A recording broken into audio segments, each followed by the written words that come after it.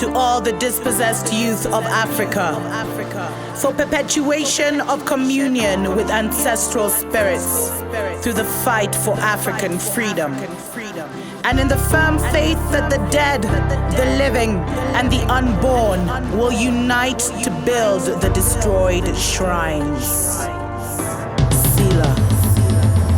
Hello and welcome, beloveds, to another episode of Wake Up Africa. My name is Dr. Mumbi Saraki. How you doing? How's everything going? I really do pray that you are well in all your ways and that you're moving into living life truly on your own terms. I'm reporting live and direct, beloveds, from a boat in the middle of freaking nowhere. Well, actually close to Lamu Island. I'm on my friend Mohaji's boat, so if you're ever in Lamu, definitely check him out.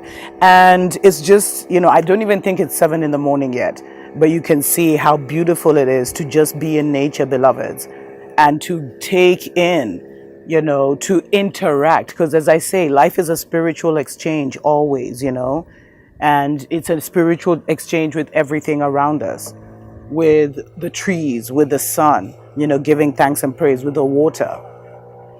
And, I wanted to talk today about our responsibility in the predicament we find ourselves. Because, we've been talking about Africa for a while, beloveds. My theme, Wake Up Africa. And for so long, we keep saying it's our politicians that have done this, it's our this that have done that. And, if we didn't have such corrupt politicians, we'd be okay. But beloveds, let me tell you, we are the biggest supporters and implementers of the Babylon system. And it's not necessarily we, but our people are the ones. Like, I did a show where I was talking about how it's so important to be homeschooling your children. And a lot of mothers were talking about how, when they started homeschooling your children, people on the streets, other mothers, other fathers would be like, why isn't your child in school? Are you sure you're giving them the right education? Why are you limiting them? And it's always been like that. We are the greatest enforcers of one another, or like policemen. And now Babylon is creating a surveillance state. And many of the sellouts, beloved, it's not even Babylon. Babylon is so far removed from us.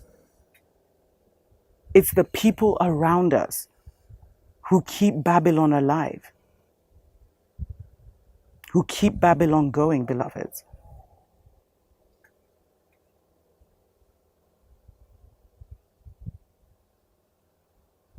We are the biggest implementers, and until we take responsibility for that, and mainly it's been our, upper class, political class, religious class, and middle class who have been exposed enough to the truth, but they perpetuate the Babylon lie for selfish reasons. And many of them are going to fall with Babylon. They don't even see Babylon falling.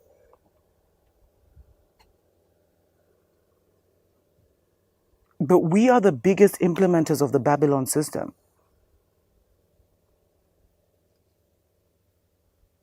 Because of the fundamentals. I told you the Babylon system is not about our the politics is the foundation. That's how they govern the mental. But it's much deeper than that, beloveds. The liberation has to be from everything that is Babylon. We speak their language. I'm speaking to you in English. People are like speaking Kikuyu, so how will you understand me? Come on, guys, let's get serious. Although you are saying something, because Putin speaks perfect English, but he would never address like a UN assembly in English. He always has his translators. And yet all our African presidents who could do the same thing, they could speak in Kiswahili, they could speak in other languages, they still speak choose to speak in the language of the colonizer. And you see, the language of the colonizer is made up of something like 22 letters or something like that. It's very limited. But secretly, it's 69 letters. Those are stories that people aren't ready for. Maybe we'll get into that in the future. And so you can see it's such a narrow reality when you think that the first universal law of the world is the law of mentalism, that the mental creates the all. Then you can see how just being in Babylon's language, in Babylon's religion, Those are the things that is keeping the dictatorships and the foreigners taking our gold and silver. It's happening physically because we've bowed to them spiritually.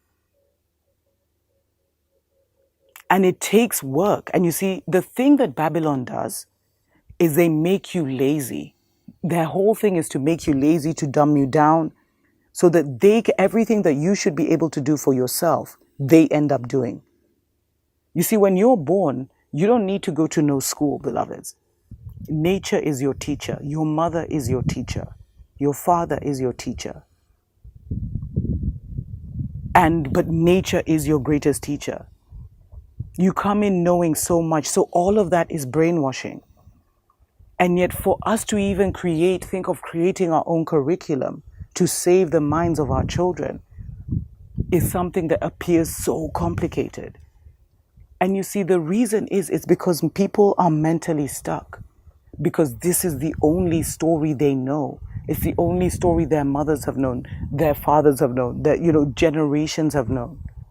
Not too many generations, but it shows you the power of a narrative. That in 50 years, or let's say 100, because they came way before those 50 years, when we gained independence in 50 years. But let's say in 100 years, beloveds, they have changed the world to look like them. How has that been possible? Because they controlled the story, they controlled the culture. And this is how we implement Babylon. You see, because a lot of Africans want to be independent within the Babylon system. They are not self-confident enough to truly question, what does independence look for me? Like for me as a black man, as a black woman? What does it mean for me to stand in my self-identity and self-integrity? What does that look like? A lot of people are not ready to have that conversation. So you want to be free, but you can't be free in Babylon, beloveds. We can't have our African kingdoms and queendoms within the Babylon system, with their electricity and their, mobile phones and their telecommunications. It can't happen like that. We can't be free with the Kenyas and the Ugandas and the Zimbabwe's still in place. Those are not our ideas. Those are not our concepts. And you see, the world is mental first, so that is the most important thing. Why have they focused so much on renaming everything? And we haven't even gone to the extent of even changing the names of our lakes back to their original names. Discovering who our ancestors are and their names. We haven't done the necessary things. So when you're like down with the Babylon system, but you're still in the Babylon system, it can't work.